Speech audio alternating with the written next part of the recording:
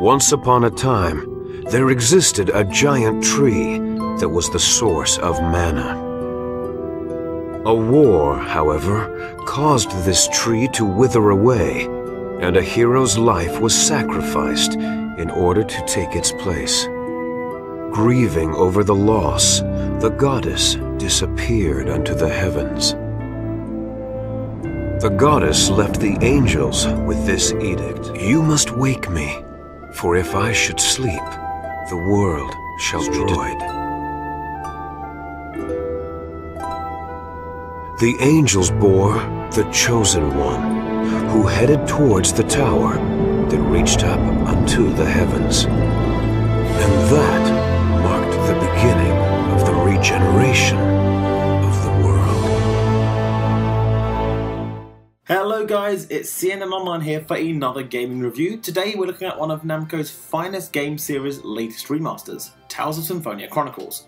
We are really excited to get this game in for review, and we had a lot of hours of fun. Many hours in fact. So what is Tales of Symphonia Chronicles? Tales of Symphonia Chronicles is actually a HD remaster of once Tales of Symphonia and Tales of Symphonia Dawn of the New World on one disc on the PlayStation 3. This is actually our second and third games we've played in the Tales of series, and we're not playing the original versions. We'll not be discussing the changes between old and remastered versions. Though what I can say straight out of the box is this game looks great for about a 10-year-old game. So let us take a look at the game's story. In Tales of Symphonia, childhood friends Lloyd, Genus and Colette are at school like any other day.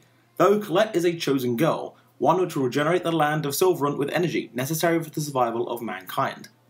As Colette sets off on her journey, Lloyd decides that he too will follow her and become her guardian on her journey of regeneration. Will they make it back in time to save the world, or will the journey be a lot harder than it sounds? Tales of Symphonia Dawn of a New World takes place 2 years after Tales of Symphonia. It tells the story how the land of Silverant and Tethla were once united, though over the years vast changes have happened to Tethla, with once deserts becoming frozen wastelands. Will Marta and her friend Emil be able to make a difference on their journey and restore the world? Both games play out as your typical JRPG. You're given your main story quest, which can be anything from visit place A, all the way to defeating the boss at the end of a dungeon. Throughout the game you'll visit several temples as part of the main story and progress through several towns. Though, as with most JRPGs, you can access a lot more content by following the side missions scattered around the world. The games, for those who haven't played the older Tales of games before, are not as widely freeroamable as its latest entries. While the latest entries have a world map and you can move in any direction, even diagonally, Symphonia has you walk from towns on a world map screen instead of freely exploring environments to get to locations. Moving does feel fairly clunky in comparison to the older games, and it does feel as if it was designed to be played on the D-pad. Battles take place on a 2D plane, which coming from modern Tales of games took a while to get used to, though it actually feels somewhat easier and more enjoyable on a 2D plane compared to some of the 3D battles we had in the later entries.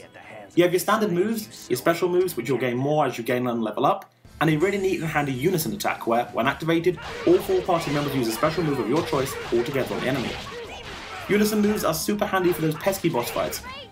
The battle system is really not that hard to get used to, and it's pretty basic even if it does have a fair amount of complexity hidden underneath. Oh yeah, and we forgot to mention the battle system is real time. It's not turn-based, and none of that waiting to attack and letting the enemy hit you. You can dash in and hack and slash all you want. The other 3 characters in your party can be set to different commands, such as all-out attack or defensive, to help you in different situations, though the most effective way to play is cooperatively. Yep, that's right, Tales of Symphonia Chronicles allows for up to 4 players on Symphonia, Dawn of the New World actually only allows 2, to play the game. While player 1 will be doing your standard stuff such as exploring the overworld and obtaining the quests, the other players get to join in during battles. So why is this better? Well, why isn't it? Instead of relying on the computer, you have a more reliable second character which will in turn use the correct moves and at the correct times. No waiting and praying that Colette will use some healing move, your friend can do it for you. At boss fights in particular, you want to play co-op because the game is fun with or without either way. It's just a lot easier and adds a more fun playing with a group of friends instead of playing it solo. You'll also find shops to buy items in the game, where you're able to buy anything from potions to new weaponry and armour with your hard-earned gold, with only the occasional bit of grinding to purchase the items. The characters in the game are brilliantly written and acted well, except the English voice actors. When playing, the English voice acting stayed on for about the first hour, though it was just a tad painful to listen to and didn't portray the characters very well. After that we switched over to the Japanese voices and subtitles. One benefit of playing in Japanese is that the skits have voice acting, whereas the English audio does not actually contain them. You'll meet the game's main characters pretty early on in the game, especially Lloyd and Colette, though you'll meet several other people who'll join your party. In the settings you can change who you play as and who is in your party to make sure the characters you prefer are the ones you're playing with. We mentioned skits earlier, and it's worth talking about that here. Skits are little conversations between the characters outside of the main story. Some are silly with Lloyd asking a random question about their location, and some are totally serious in regards to the deep themes that the game actually covers. The skits are really enjoyable, and we have always looked forward to them once we found the characters in the plot. As mentioned earlier, if you play the game in English, you'll miss out on voice acting for the skits, and it kind of loses the touch without the voices. If you play in Japanese, you'll hear the full audio, and they become more exciting and engaging to watch. Now, while we talked briefly about both games, it's quite hard to fit them both into one review. We should mention that Tales of Symphonia is an excellent title which hits the spot pretty well. Of course it had its flaws, though it did a lot well, very well in fact, and is remembered for that by the fans, hence why it's really enjoyable to play through even now. Sadly, Dawn of the New World does not really live up to that. The game could have been so much more, but it really wasn't. Though, don't get us wrong, Dawn of the New World is worth a playthrough, though it doesn't feel a necessary playthrough, and somehow manages to remove the things the first game got right. The soundtrack for Symphonia is up next, and well, it's alright. The music is enjoyable and does make the world come to life, though it just doesn't have anything remindable and remarkable behind it. On the other hand, this isn't the case for either of the game's openings, which are absolutely brilliant as always, and are very catchy. You'll probably find yourself listening to them a fair amount. Graphically, Tales of Symphonia Chronicles has done a lot to make the two classic games look acceptable to today's level of graphics. You wouldn't look at it and even think it was made about 10 years ago these days. Symphonia Chronicles does include some new anime-style cutscenes thrown into the mix also, which weren't on the original games, and they are superbly done. We've always loved the anime cutscenes in the Tales of games, and both are done really well and look great and superb on the big screen. Well, it looks like that's everything summed up, so now let's move on to the positives and negatives. Positives: graphically stunning for a 10-year-old game, great battle system with a great variety of attacks and specials, brilliant co-op play, stunning anime-style cutscenes added in, great cast of characters with different personalities and backstories. Onto the negatives: a not-so-gripping soundtrack, and English voice acting doesn't really sound gripping to us at least. Tales of Symphonia Chronicles is an excellent game, successfully bringing the Tales of Symphonia games to the PS3 in high definition for this current day and age, to either experience for the first time or re-experience again. Both games have a great cast of characters, some stunning new anime-style cutscenes thrown in, and a deep battle system which is complex, yet basic to learn and get used to. The letdown is the voice acting really isn't all that good.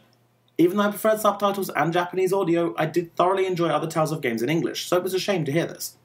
Whilst you also get to experience a masterpiece which is Symphonia, you also get to experience an unneeded and poorly made compared to Symphonia sequel, Dawn of the New World. Whilst we do have our faults with Chronicles, the game is worth the asking price, even if you're only planning on playing Symphonia itself, and while Dawn of the New World takes what was good and downs these areas, it's worth a play if you want to experience another engaging, if not shorter, story. All in all, Tales of Symphonia Chronicles took several hours of our lives, hours in which we were not wasting, but enjoying with a great experience which I won't be forgetting for a long time. With a JRPG that was so complex within deep themes as well, it has an excellent story behind it. For these reasons, Tales of Symphonia Chronicles gets a C&N score of 4 out of 5. Thanks for watching guys, feel free to leave your comments down below, we love talking to you, and make sure to like, comment and subscribe. We'll see you in the next video, this is C&NOnline, signing off.